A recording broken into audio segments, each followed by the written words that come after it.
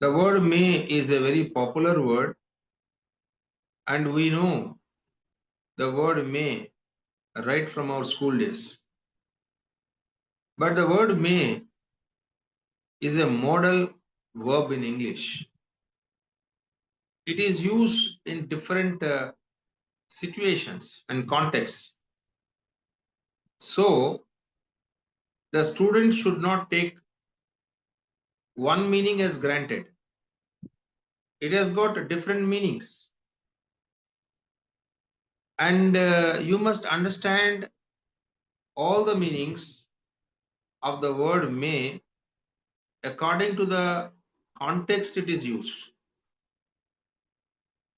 Let me now explain the different occasions, and then I will write the structures if required on the screen, because there are a number of structures which are required on the screen on the concept of may.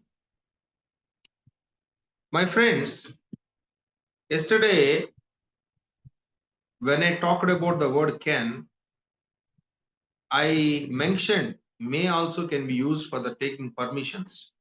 And in fact, may is more popular than can. May I come in, sir? నేను రావచ్చా? क्या मैं ये काम कर सकता हूँ? నేను ఆ పని చేయొచ్చా? And I told you very clearly, may is a public and open permission. అంటే ఎవరైనా రావచ్చు, ఎవరైనా అడగచ్చు.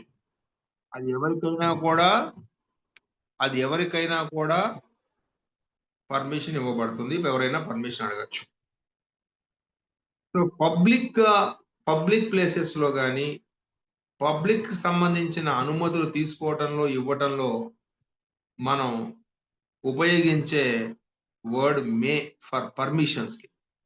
మే హెల్ప్ యూ అనే బోర్డ్స్ ఉంటాయని చెప్పాను. మనకి బస్ స్టాండ్స్‌లో, రైల్వే స్టేషన్స్‌లో కరోనా వచ్చినప్పుడైతే ప్రతి రైల్వే స్టేషన్‌లో గూడా మే హెల్ప్ యూ అనే ఒక బ్యానర్స్ కట్టేవాళ్ళు. ఇట్లా మే హెల్ప్ యూ కౌంటర్స్ ప్రతి చోట ఉంటాయి. అంటే పబ్లిక్ ఎవరైనా రావచ్చు, ఎవరైనా అడగొచ్చు. అది వ్యక్తిగతమైనది కాదు. నేనొక పని చేయొచ్చా?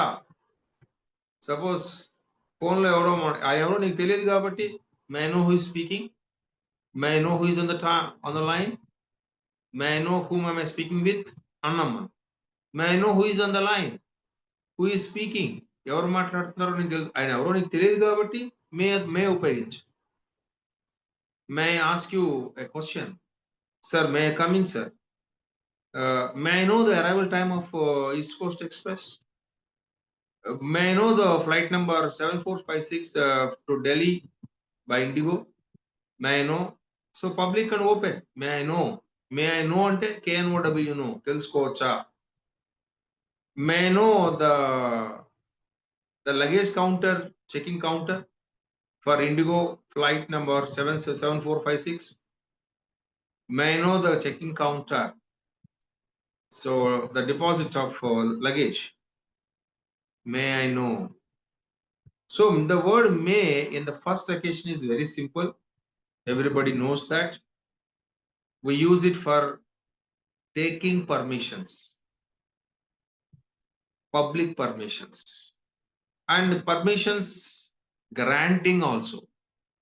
You may, come on, you may use this luggage, you may use this space, you may drink this water, you may ask any questions, you may keep your luggage in the cloakroom, you may పెట్టుకోవచ్చు మీ clock room లో. You may leave your shoes and sandals and chappals in the stand. You may hand over your cell phones in the cell phone center. You may hand over. అక్కడ hand over చేసుకోవచ్చు, right? ఇలా ఒక పని చేయొచ్చా, ఒక పని చేయొచ్చు అని పర్మిషన్స్ తీసుకోవడానికి, పర్మిషన్స్ ఇవ్వటానికి మనం మే అనే మాటని ఉపయోగిస్తాం. మరి ఇంకెక్కడ వాడతాం సార్ మే అనే మాట? అనదర్ కామన్ వర్డ్ అందరికీ తెలిసిన ఇంకో చిన్నది ఏంటంటే మేని సెకండ్ యూజ్ లో మీరందరూ వినే ఉంటారు, మే గాడ్ బ్లెస్ యూ.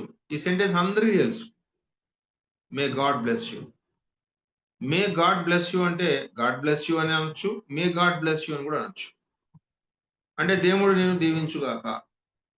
అంటే ఇతరులను మనం విష్ చేసేటప్పుడు, బ్లెస్ చేసేటప్పుడు, ఒకసారి వాళ్ళని శపించేటప్పుడు కూడా మే వాడొచ్చు. అంటే కర్స్ చేసేటప్పుడు. May God bless you. May you have a beautiful life. మీకు ఒక అందమైన జీవితం ఉండుగాక.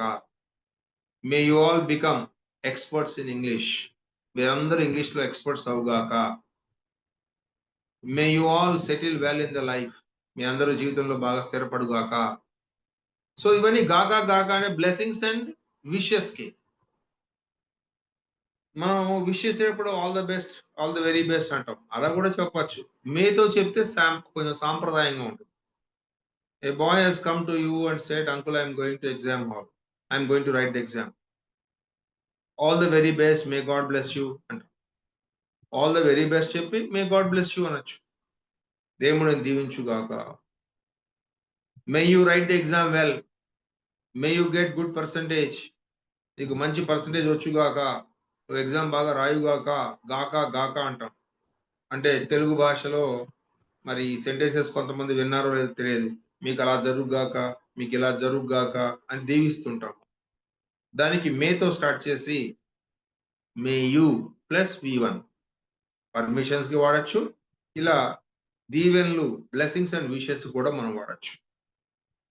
ఇకపోతే మే అనే మాటని మూడో ఉపయోగం చెప్పిన తర్వాత నాలుగో ఉపయోగం చెప్తా. ఎందుకంటే నాలుగోది కొంచెం పెద్దది. అది స్ట్రక్చర్స్ రాయాలి. ఫస్టు నాలుగో దాన్ని మూడో ప్లేస్‌లో పెడుతున్నా. చాలా మందికి తెలియని విషయం ఏంటంటే ఇది నాలుగో ఉపయోగం. అదే fourth use which is now in the third place. Sometimes we use the word may to communicate what is prohibited to be done. What is prohibited? Some actions are prohibited in some areas. Some actions are prohibited for some people. Prohibited అంటే అర్థం ఏంటి? నిషేధింపబడ్డ స్థలాలు, నిషేధింపబడ్డ మనుషులు, నిషేధింపబడ్డ చర్యలు, actions. For example ఎవరో smoke చేస్తున్నాడు. అక్కడ you may not smoke here. That means you are prohibited to smoke here. మీరు గనక కాంటోన్మెంట్ ఏరియాస్‌లో గనక ఫోటోస్ తీశారనుకోండి, వెంటనే పోలీసులు పట్టుకొని లోపలికి తీసుకెళ్తాడు. That means you may not take photographs here. అక్కడ ఫోటోగ్రాఫ్స్ కాదు. అక్కడ నుంచోవడం కూడా వాళ్ళు నుంచోనివ్వరు కాంటోన్మెంట్ ఏరియాస్‌లో. You may not stand here. Move on, come on, get out అంట. ద డెవోటీస్ అంటే భక్తులు may not take photographs in the temple compound. May not take అంటే అర్థం ఏంటి? తీసుకోకూడదు. అంటే తీసుకోవడం అనేది నిషేధింపబడింది. The devotees may not carry their cell phones. They may hand over at the cell phone counter.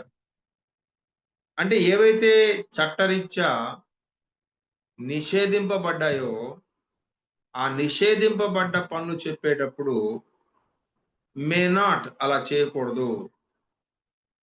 మనం జూలాజికల్ పార్క్ వెళ్ళినప్పుడు అక్కడ బోర్డ్స్ మీకు కనపడతాయి. English boards. ఈసారి చూడండి. జనరల్‌గా మరి ఇప్పుడు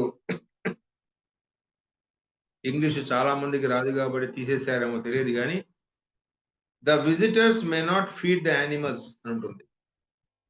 the visitors may not feed.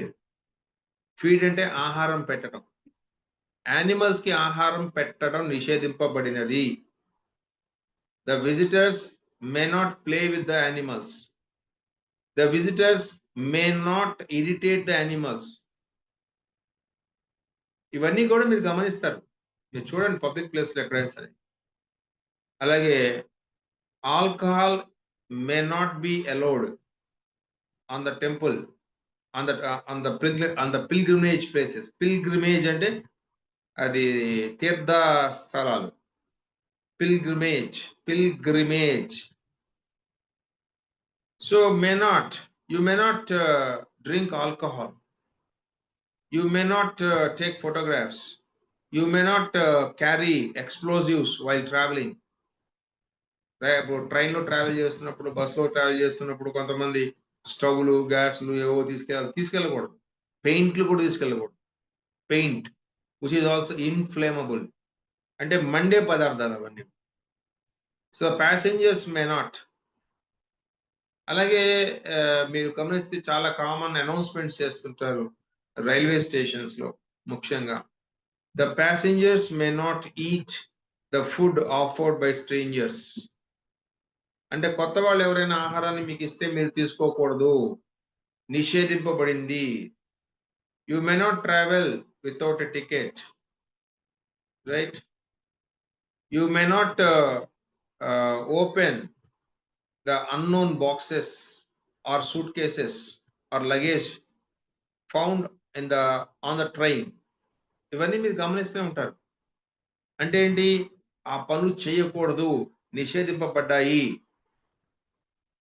అంటే కొన్ని పనులు నువ్వు చెయ్యకూడదు అనే విషయాన్ని చట్టరీత్యా చెప్పబడింది కాబట్టి, మీరు ఆ పనులు చేయొద్దు అని అర్థం అన్నమాట.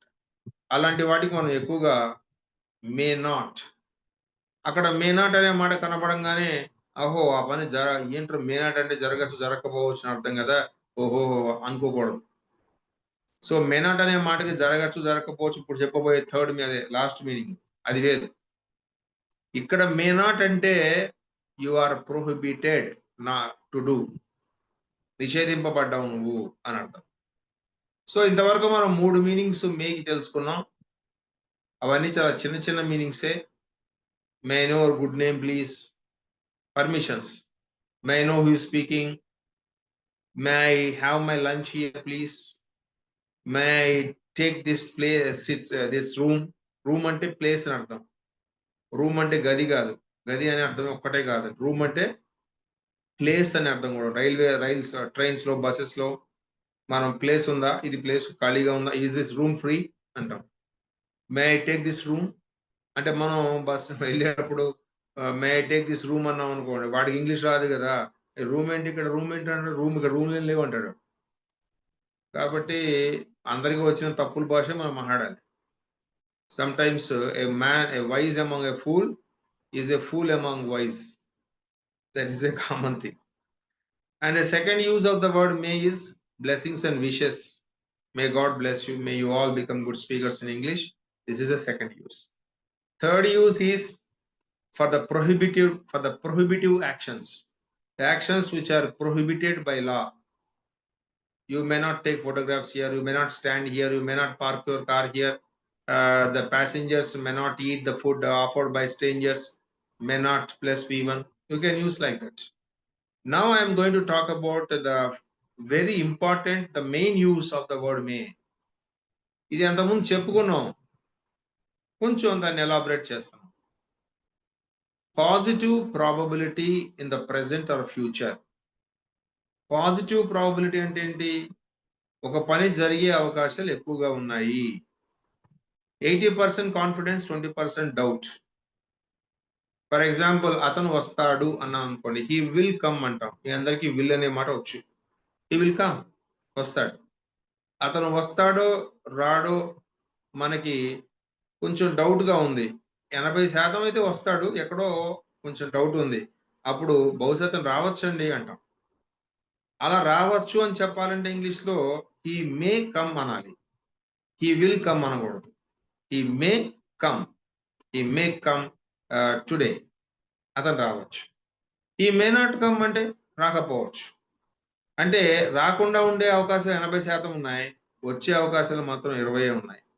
హి may come, he may not come. So, positive probability అంటే అది అర్థం. పాజిటివ్ ప్రాబబిలిటీ అంటే జరిగే అవకాశాలు ఎక్కువగా ఉన్నాయి. ఆమెకి ఫస్ట్ క్లాస్ రావచ్చండి. వస్తుంది అని చెప్పడం కోసం ఇదక్కర్లా. వస్తుంది అంటే 100% confident and 0% doubt. But you are not talking about వస్తుంది. She will get first class नहीं है. मैं क्या बोल रहा हूँ वो आ सकता है. No, there is a possibility of getting her first class. High possibility is there. Then what I say, she may get first class. She may not get first class. I think she may just pass the exam. She may not get first class, she may just pass the exam. ఆమెకు first class రాకపోవచ్చు, just exam pass అవ్వచ్చు. The teacher may not start a new lesson, he may practice with all the students. ఈ రోజు teacher కొత్త lesson start చేయకపోవచ్చు, అందరితో practice చేయించవచ్చు. And she may not buy a car. I think she may invest in buying a flat. She may buy a flat, she may purchase a flat. That is a wise decision, right? She may not purchase a car, she may purchase a flat. అయితే దీన్ని ఎలా వాడతారు ఇంకా రకరకాలుగా బయట? వాడే structures ఏంటి? ఎన్ని సందర్భాల్లో ఎన్ని రకాలుగా వాడొచ్చు? మే ప్లస్ V1 ఒకటేనా? ఇంకా ఫార్మ్స్ ఏమైనా ఉన్నాయా? చూద్దాం. నేను ఒకసారి నా స్క్రీన్ ఓపెన్ చేసి ఎన్ని రకాలుగా మనం ఈ మే అనే మాటను వాడొచ్చో నేను రాసి ఎక్స్‌ప్లెయిన్ చేస్తాను.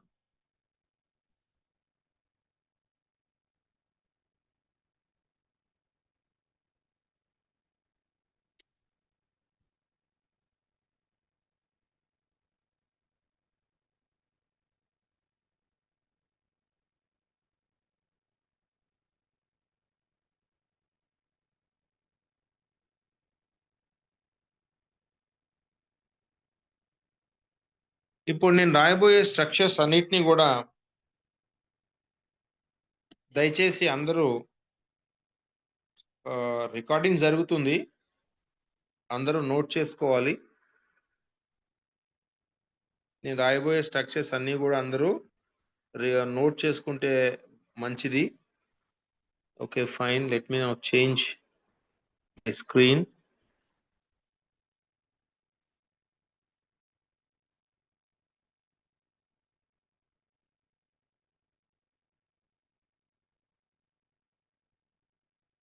ఎస్.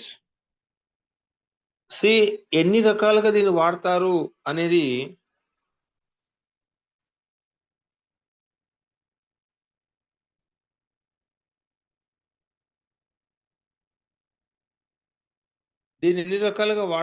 ఇప్పుడు రాయబోతున్నాను స్ట్రక్చర్స్ లో.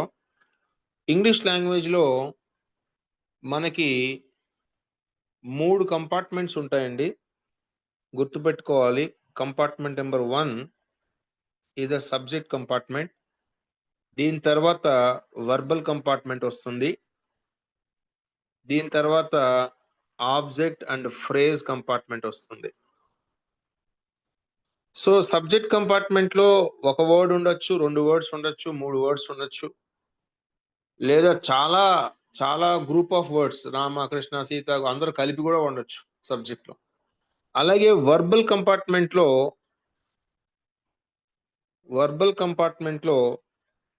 There are group of verbs. verbal compartment lo there may be helping verb, there may be main verb. helping verb ఉండొచ్చు, action verb. helping verb లో ఒక helping verb ఉండొచ్చు, కాంబినేషన్ లో ఒక యాక్షన్ verb కూడా ఉండొచ్చు. 2 helping verbs ఉండొచ్చు, ఒక యాక్షన్ verb. 3 helping verbs, ఒక action verb. So verbal compartment అనేది ఎప్పుడు కూడా సబ్జెక్ట్ పక్కనే ఉంటుంది ఇంగ్లీష్ లో. ఇంకా లాస్ట్ కంపార్ట్మెంట్ వచ్చేసి ఆబ్జెక్ట్ కంపార్ట్మెంట్. ఏదైతే చేయబడిందో అది ఫ్రేజెస్, అంటే group of words, incomplete meaning, ending words, group of words.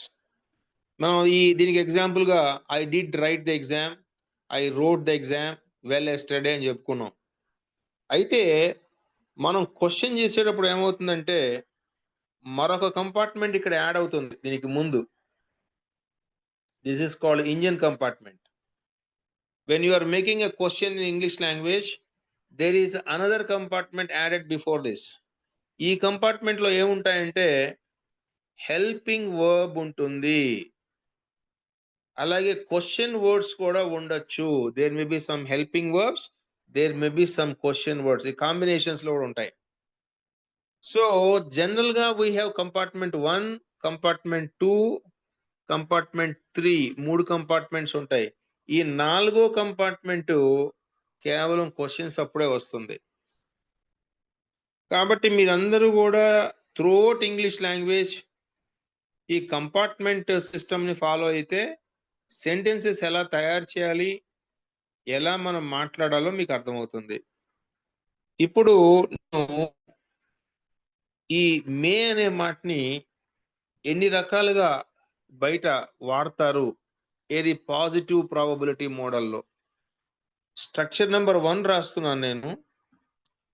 Structure number 1లో you can see subject, use the word may or may not if it is negative, then V1 ఇది common, తెలిసిందే మీకు ఇది. I think it may rain today, ఇవాళ వర్షం పడచ్చు. It may not rain today, వర్షం పడకపోవచ్చు. He may come at 7 o'clock, అతను 7 గంటలకి రావచ్చు. He may not come today, ఈ రోజు అతను రాకపోవచ్చు. ఇలా ఒక పని జరగచ్చు, ఒక పని జరగకపోవచ్చు అని చెప్పడానికి మే నాట్ ప్లస్ V1 వాడతాం. అయితే ఈ V1 కి బదులుగా ఓన్లీ బీ ఫామ్ కూడా వాడచ్చు. May or may not plus be ఒక్కటే ఉంటుంది, ఇంకేం ఉండదు, వర్బ్ ఉండదు. అంటే V1 కి బదులుగా బి వాడతాం, ఇంకా ఆబ్జెక్ట్ ఉండదు, ఓన్లీ ఫ్రేజే ఉంటుంది యాక్చువల్గా. బి అంటే అర్థం ఏంటి? ఉండుట, ఉండుట. మేబీ అంటే ఉండొచ్చు, మే నాట్ బి అంటే ఉండకపోవచ్చు. అంటే go, come, take, write, eat, ask అనే యాక్షన్ వర్బ్స్ వాడకుండా ఆ యాక్షన్ వర్బ్స్ ప్లేస్లో మనం బి అనే ఒక చిన్న వర్డ్ పెట్టచ్చు. అంటే ఒక వస్తువు కానీ, ఒక వ్యక్తి కానీ ఒక స్థితిలో, ఒక స్థలంలో, ఒక స్థాయిలో ఉండొచ్చు, ఉండకపోవచ్చు, ప్రెజెంట్లో కానీ ఫ్యూచర్లో కానీ అని చెప్పడానికి వాడే విధానం. He may be at home, అతని ఇంట్లో ఉండొచ్చు. అక్కడ వర్బ్ ఏం లేదు, be verb. He may not be at home, he may be at office, అతని ఇంట్లో ఉండకపోవచ్చు, ఆఫీస్లో ఉండొచ్చు.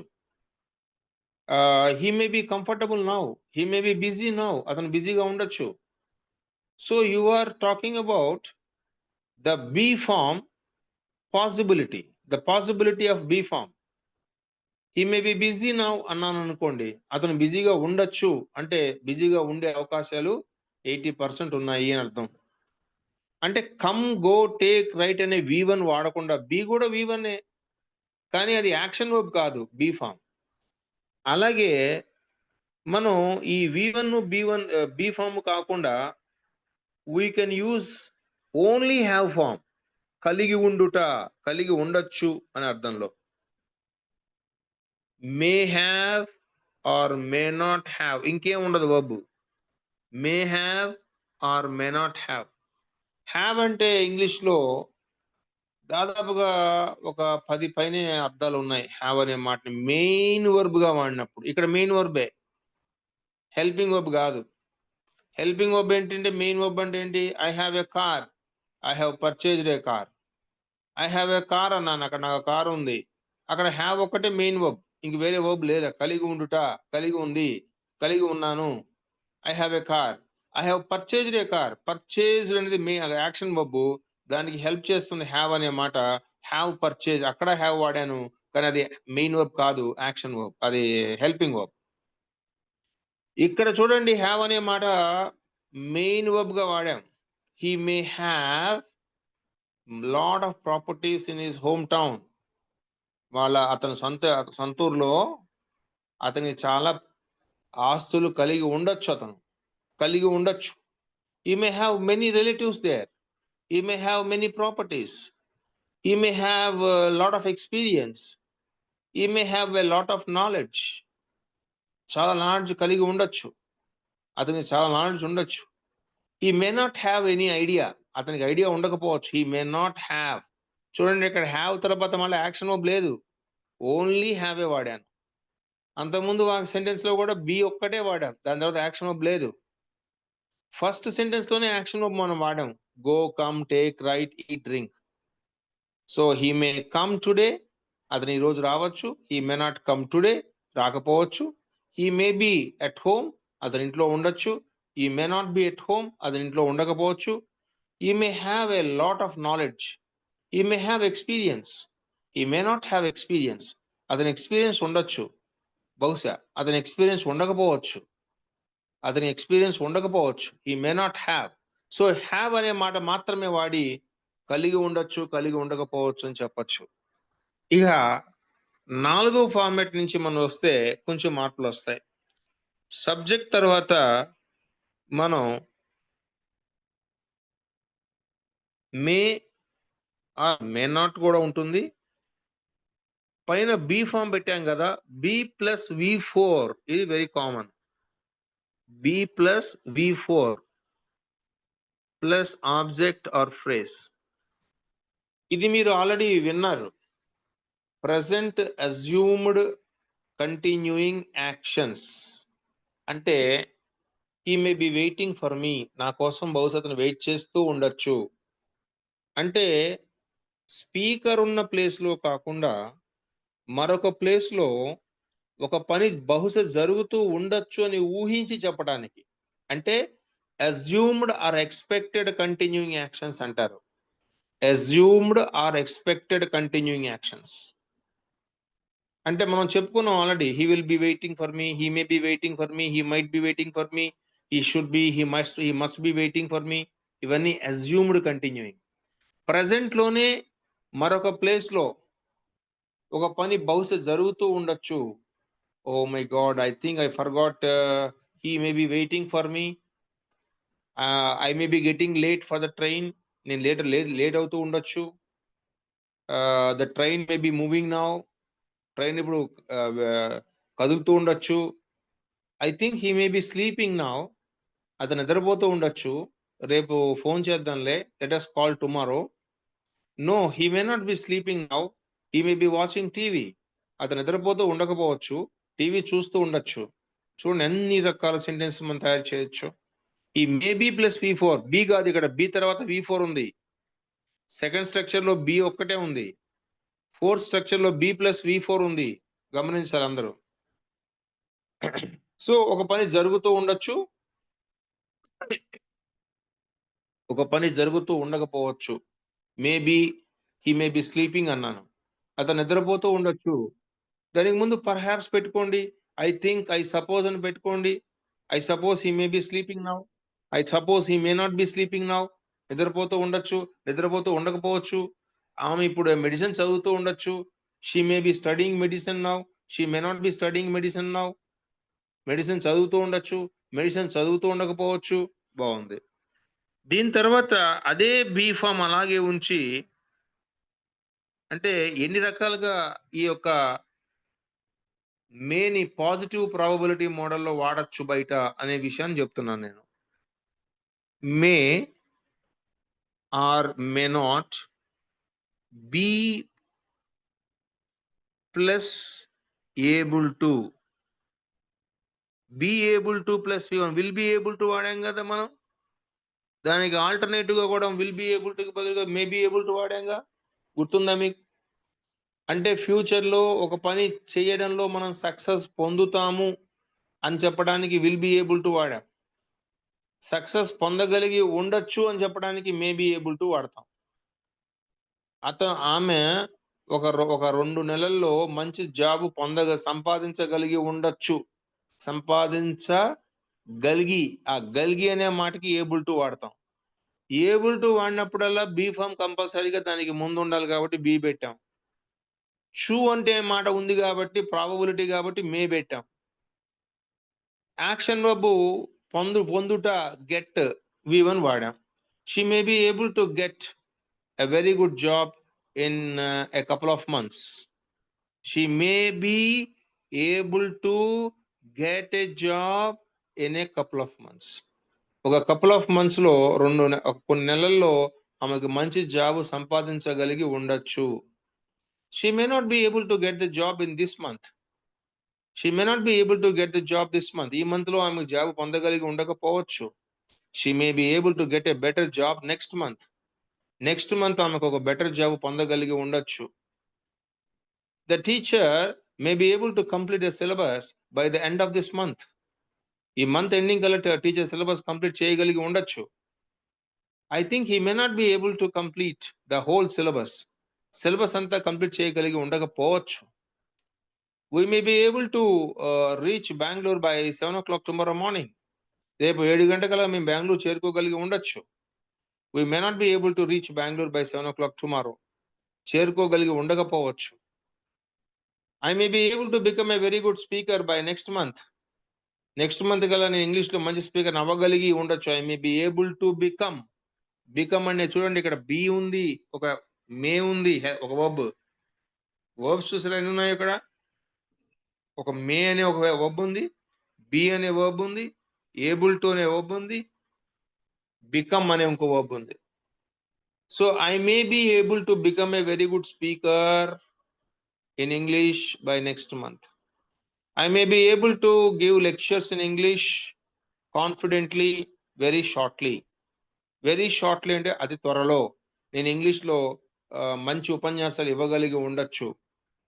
ఇక్కడ ఉండొచ్చు ఎందుకంటున్నాం మనం అంటే 80% confidence but still you have 20% doubt. ఒకవేళ 20% డౌట్ లేదనుకోండి, I will be able to అంటాం. I may be able to అనం. I will be able to అంటాం. ఇక్కడ మన కాన్సెప్ట్ మే కాబట్టి మే గురించి మాట్లాడుకుంటున్నాం. సో మే చూడండి, ఇప్పుడు స్ట్రక్చర్స్ గమనిస్తే he may right the exam tomorrow. He may not right the exam tomorrow. అతను ఎగ్జామ్ రాయొచ్చు, అతను రాయకపోవచ్చు రేపు. He may be in the exam hall tomorrow. అతను రేపు ఎగ్జామ్ హాల్లో ఉండొచ్చు. He may not be in the exam hall tomorrow. అతను exam హాల్లో ఉండకపోవచ్చు. He may have an exam tomorrow. అతను రేపు ఎగ్జామ్ ఉండొచ్చు. He may not have any exam tomorrow. అతను రేపు ఏ ఎగ్జాము ఉండకపోవచ్చు. He may be writing the exam now. అతను ఇప్పుడు ఎగ్జామ్ రాస్తూ ఉండొచ్చు. He may not be writing the exam now. అతను ఇప్పుడు ఎగ్జామ్ రాస్తూ ఉండకపోవచ్చు. He may be able to write the exam well next week. Next week అతను ఎగ్జామ్ బాగా రాయగలిగి ఉండొచ్చు. He may not be able to write the exam tomorrow. రేపు బాగా రాయగలిగి ఉండకపోవచ్చు. ఇంతవరకు నేర్చుకున్నాం. ఇప్పుడు మే తర్వాత may not plus have form పెట్టుకొని మనం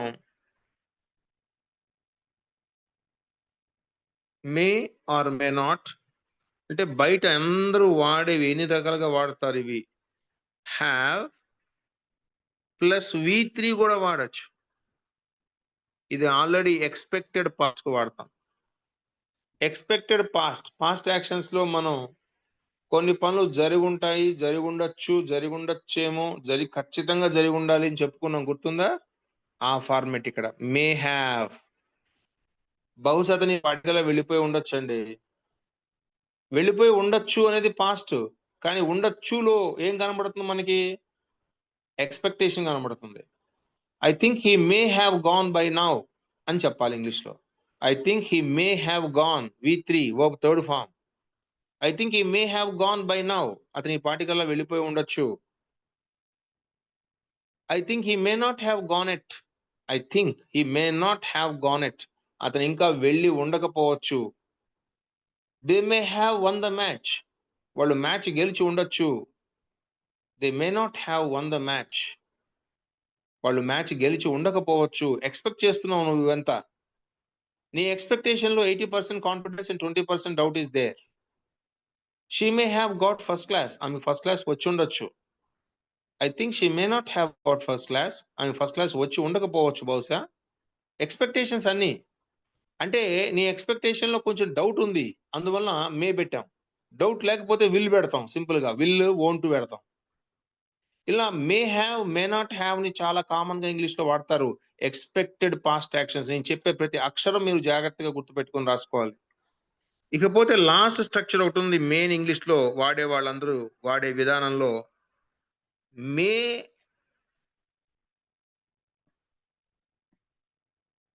మే తర్వాత may not is also there.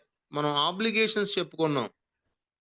Have to, may have to plus V1. Have to వచ్చింది కాబట్టి V1 వస్తుంది. విల్ హ్యావ్ టు మనం పెట్టుకోవాలి, మనం చెప్పుకున్నాం కదా. ఒక పని చేయవలసి ఉంటుంది ఫ్యూచర్ లో. ఒక పని చేయవలసి ఉంటుంది అంటే తప్పనిసరిగా by law, by provision, by terms and conditions, by the guide lines one has to compulsory do something. Present obligations చెప్పుకున్నాం కదా, have to, has to. Past లో హ్యాడ్ టు చెప్పుకున్నాం కదా, ఫ్యూచర్ లో విల్ హ్యావ్ టు చెప్పుకున్నాం కదా. ఆ will have to కి బదులుగా మే హ్యావ్ టు కూడా వాడచ్చు. ఎక్కడ వాడతాం మనం? ఒక పని ఫ్యూచర్‌లో చేయవలసి ఉండొచ్చు. చేయవలసి ఉండాలి అంటే విల్ హావ్ టు. మీరు రేపు మళ్ళా ఎగ్జామ్ రాయవలసి ఉండొచ్చు. You may have to write the exam tomorrow again because ఈరోజు ఎగ్జామ్ క్యాన్సిల్ అయింది.